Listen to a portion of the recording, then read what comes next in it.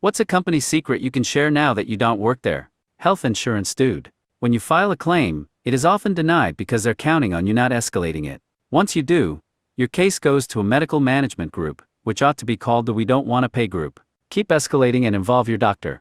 Fight for the insurance you paid for. Had a friend who worked for a bridal dress company. She would tell me all her stories after work. They intentionally will bring back the wrong dress in attempts to get you to try it on, fall in love, and buy a more expensive wedding dress. They'll walk you through the more expensive sections so you look through dresses out of your budget and want to try them on. They often forget to check if the dress you requested is in stock for the time frame you've requested, again so that you'll have to pay more for faster shipping or a nicer dress. It's a very predatory business masked by compliments, thinly veiled body shaming, and incredibly underpaid and understaffed stores. Worked at a American Toyota dealership in the body shop for 12 years. We would throw away literally everything regardless of the environmental impact. Car paint, which is nasty stuff BTW, went straight to the dumpster. Radiator fluid? Down the drain. I even saw someone put oil down the drain a couple times even though we had barrels for it up in the service department. The only thing we saved was old car parts which the boss then sold to scrap yards and pocketed the money. The painter didn't ever wear a mask either. He is around 60 and still kicking despite 30 years of painting without a mask on. I worked for a major hotel chain in housekeeping for over 10 years. The number of suicides and people who die naturally in their rooms is a lot higher than you'd think. I worked at a huge convention hotel with over 1,000 rooms, and it happened quite often. Unless it was a pretty gnarly mess, it would just get cleaned like normal, and the next guest had no idea. I worked at a Petco in Alaska. Apparently brown-black mice are not allowed up here, only white mice. We got a shipment in of a bunch of black-brown mice, and had to take them to the vet to be killed. Also, the animals are literally shipped in on a UPS truck and delivered in packages. I would open a package, and it would be full of fish or mice, or snakes. You never knew what was coming. It was wild. Luckily my shift manager was a really good person. She tried her best to help any sick animal, and was super diligent about keeping the cages really clean. She would stay after hours to care for the sick animal in the back and double down on cleaning. When upper management came, they didn't give a crap how clean anything was. They would yell at us to get more customers to sign up for pet rewards. If I didn't pester every single person checking out, they would get angry and give me point deductions. I have no idea what the deductions even did. One of the upper managers watched me for like 3 hours when I was at the register. He said I wasn't pushy enough on getting people to donate sign up for sh. Man, I will ask once, and if they say no I am not asking again. That crap is annoying AF. He also got mad at me when I didn't clean the bird cage fast enough. It took time away from the register. I'm sorry, I don't want our birds to stand in their own crap for hours. So yeah, I'ma take my time to scrub that sh clean. Also, don't buy fish from Petco. Pretty much every shipment that came in they were all infected with ick. Basically half our tanks were in quarantine. We had several customers come back saying we killed their entire fish tank because of a fish we sold them. Forget Petco. I used to work in college admissions. Rich donors, athletes, and other VIPs have lower admission criteria. They still have minimums, but they're super easy to reach, even for a selective university. In the case of the university I worked for, BYU, children of general church authorities also got this. Diet Sprite and Sprite Zero were the exact same thing. They didn't change the recipe one bit. They just changed the name and design. Pro tip: if a hotel has carpet, don't touch it with your bare feet. The carpet might get cleaned twice a year but is vacuumed every stay. But you have no idea how many people spill food, every drink imaginable, piss, vomit, everything. They have a special ozone machine that fully deodorizes everything in the room, basically fumigating it. Then a little spray on the carpet and good as new. It is crazy, and a little disturbing, how well those things work. I worked at a candy bagging warehouse like the crappy 99-cent gas station candy, where we would even make trail mix by hand. Tons of sweat would drip into the mix because we would be in a 100 Fahrenheit plus room, with little ventilation. Also my boss was a hunter, so a quarter of the warehouse was dedicated to his taxidermy treasure room. Freaking smelt like crap in the summer, but he was so proud of himself.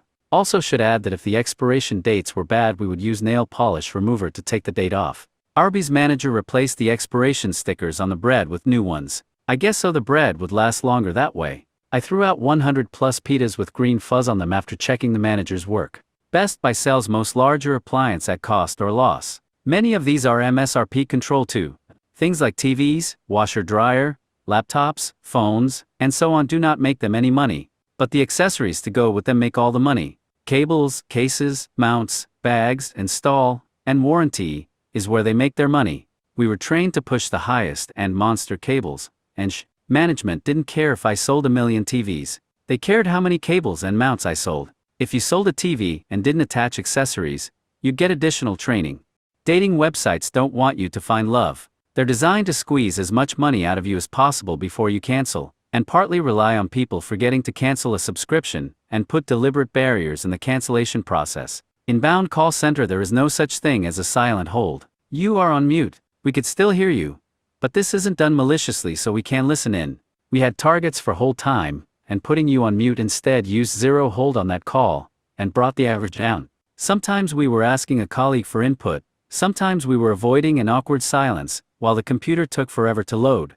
Personally, I did it a lot because I can fix your issue account easier when you're not yapping in my ear with stupid questions. And also I might want to call the last person you spoke to some very bad words for messing it up or bullcrapping you in the first place. Once when I worked at Wendy's we ran out of chicken breading. The manager substituted flour, salt, and pepper. People mentioned how the new recipe was so much better. Corporate found out and fired him. Pet store. Betta fish get delivered to pet stores in big styrofoam boxes so they are in pitch black for the whole trip. And each fish is contained in an individual small plastic bag of water mixed with some formaldehyde in case they die on the way. Then they are kept in those crappy plastic cups until someone buys them, and puts them in a crappy little bowl. We actually would take them out, and put them in our fresh water tanks with the other tropical fish, and they would be super active. They would swim around, and have a great time. They only fight other betta fish so you don't need to keep them in solitary confinement. It most likely just depresses them, and makes them die faster. But really, just don't buy betta fish. I used to work at the front desk of an hotel. More often than not if we tell you we are fully booked when you try to make a reservation, we actually are. But sometimes it's just bull crap we make up because we got a bad vibe from you. We get blamed if we accept a booking from a person who then trashed the room, or was just all around annoying rude to the staff. It's not all hotels I worked at that do this, but some do. I worked in the seafood industry for many years. Two things immediately come to mind. First, don't ever buy the pre-marinated cuts of fish that are sometimes for sale at the counter. Those are cuts that are about to turn bad, or already have, and the marinade is only there to mask the poor quality and smell. Second, more of just an FYI, but a lot of the fresh lobster meat you see is made up at least partly from dead and dying lobsters. Tanks and crates are checked daily, sometimes more frequently during the summer months, and the lobsters that croaked overnight are cooked and shucked for their meat. If you see a lot of straight tails, steer clear. I've worked at Petco and PetSmart, and both are pretty terrible. I was a groomer so I had things like benefits, but the amount of people who would try to hide injuries to a pet was shameful, including upper management. They are mostly groomers trained by Petco and PetSmart. If you want to mass-produce grooms by people who hardly care then it's fine to go there. But in my experience, at least in a big city, they care less than other groomers. It's also lucky if you get half the services you paid for, and none of them work like they claim. One of the biggest banks in the US would routinely forge client signatures when they leave without double-checking all the pages. Since originals are held at the branch, and copies are faxed over, there's many ways for them to lift a signature from another source and place it where it's needed. It wasn't Wells Fargo. Movie theaters don't make money off the tickets, they make money off the food and drinks. Despite this, 99.9% of theater staff give less than zero crap if you sneak food in. All we ask is that you're subtle enough that we don't get yelled at by the 0.1% who cared.